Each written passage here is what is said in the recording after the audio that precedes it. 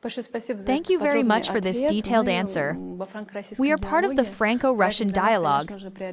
Relations between France and Russia are our priority.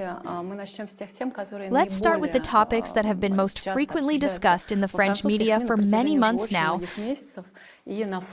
particularly in light of the conflict in Ukraine. The first is that Russian troops are allegedly deliberately targeting civilians and civilian objects in Ukraine. The second is, unfortunately, the most popular claim right now, which originally came from French President Emmanuel Macron, who declared this summer that Russia has chosen France as its enemy. Later, the chief of the General Staff of the French Armed Forces also picked up this idea and is now saying that Russia is preparing for a full-scale war with NATO countries in a few years. Just 2 days ago, the current chief of the General Staff of the French Armed Forces, in an address to the mayor of France and the French people, said that the French must be prepared to sacrifice their children in a war with Russia. How can you comment on these statements? Are you deliberately not pronouncing the name of the chief of the General Staff of the French Armed Forces? General Don. Yes, I heard about this statement too. It seems to me in response to his sentence about being willing to sacrifice the lives of French children, he also spoke about the economy, about having to suffer because we can't allow Russia to win and take over Europe. Where he gets all this from, nobody knows. But in my opinion, there's already a wave of outrage in France about his willingness to sacrifice the children of his fellow citizens.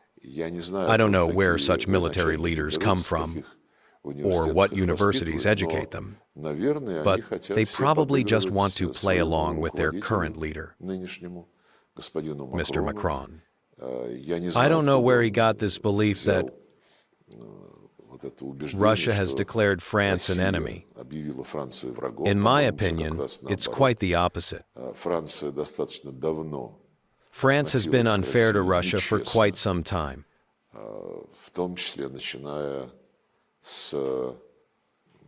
This includes the Minsk Agreements, which France, represented by Mr. Macron's predecessor François Hollande, signed in 2015, along with German Chancellor Angela Merkel, Vladimir Putin, and Petro Poroshenko.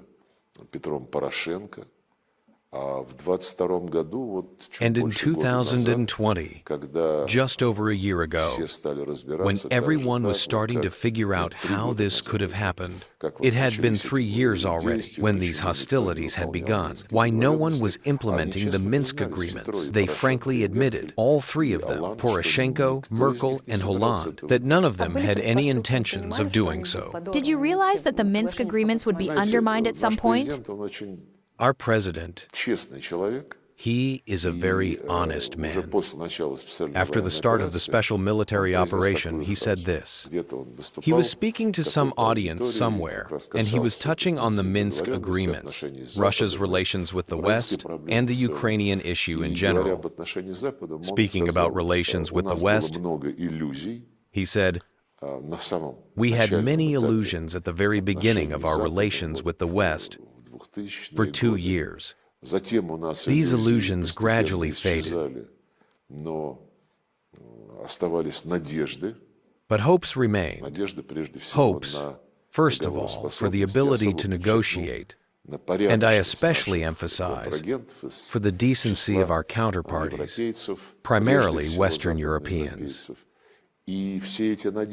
And all these hopes vanished, as President Putin said, in February 2022. And the status quo in our relations with the West before February 2022 will never return." This is a very powerful admission.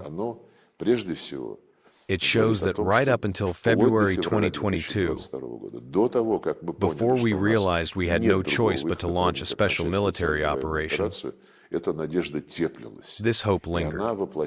And it was embodied in concrete initiatives back in December 2021, at the height of the situation, when the West was fussing around the world with allegations that Russia was preparing an intervention, and it must somehow be prevented. Then CIA Director Burns came to us. Burns issued a warning. We frankly stated that our primary objective was, above all, to prevent NATO from creating military threats on our borders by militarizing Ukraine and subjecting it to NATO doctrines which openly identified Russia as an adversary, if not as an enemy. Back in December 2021, to demonstrate the existing alternative, we, at the direction of President Putin, who, while speaking here at the Ministry of Foreign Affairs, instructed us, the military and special services, by November 21st, to draft the Russia-NATO and Russia-US treaties that would guarantee the resolution of security issues and threats. Essentially, these treaties were aimed at codifying the political commitments that all European countries, without exception, as well as the United States and Canada, had solemnly signed within the OSCE. But these commitments were signed back in 1999.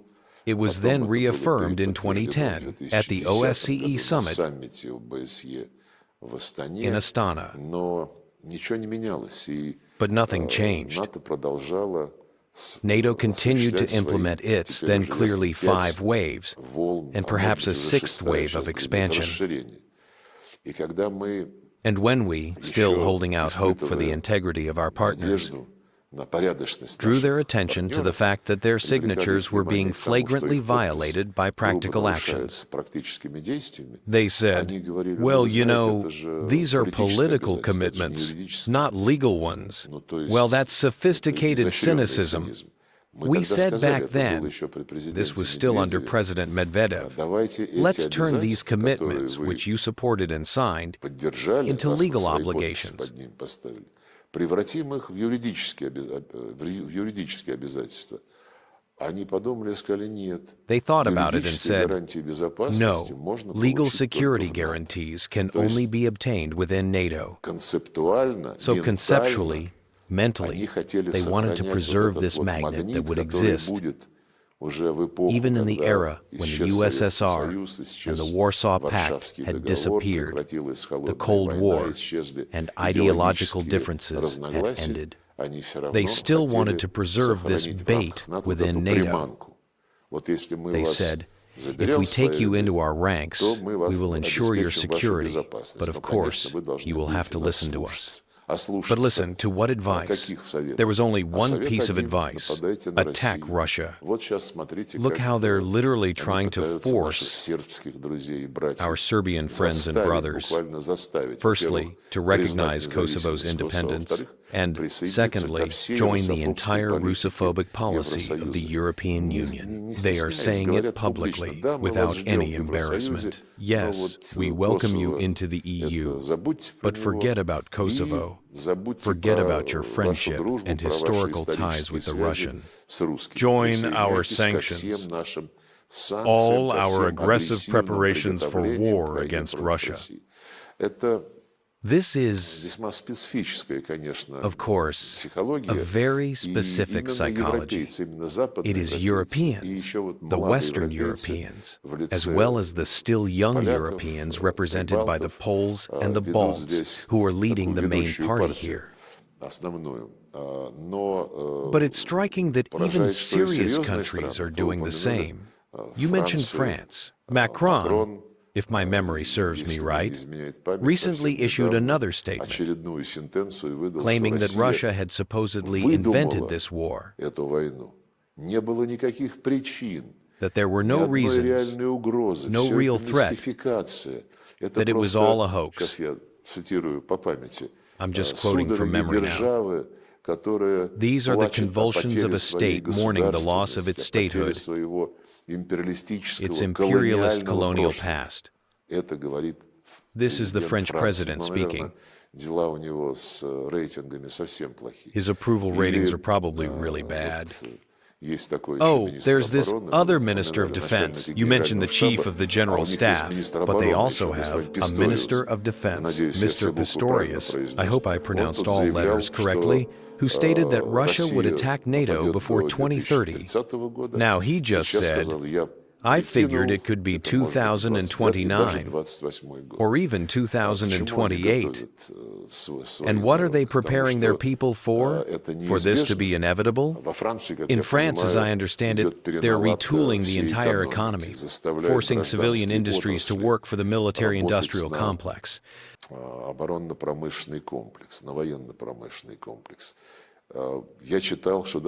They are even militarizing the healthcare system now, preparing for the prospect of having to work in the field and save French soldiers. And you mentioned the French quote about not sparing your children for the sake of freedom, liberty, equality, fraternity. I think Marianne would flip over in all her canvases where she's depicted. This is, of course, an astonishing story. But I repeat,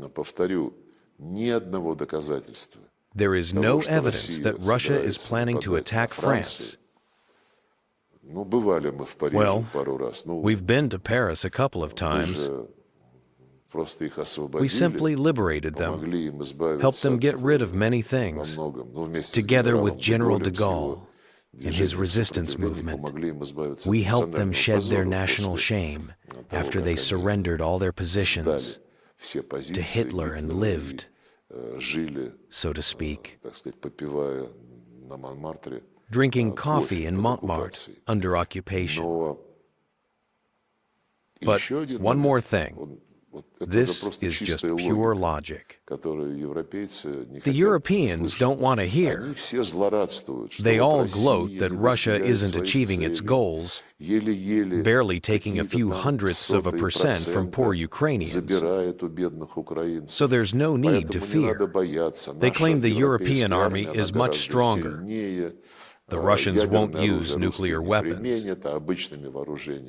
And we could easily deal with Russia with conventional weapons, since they, the Europeans, have 5 times more people than the Russian Federation.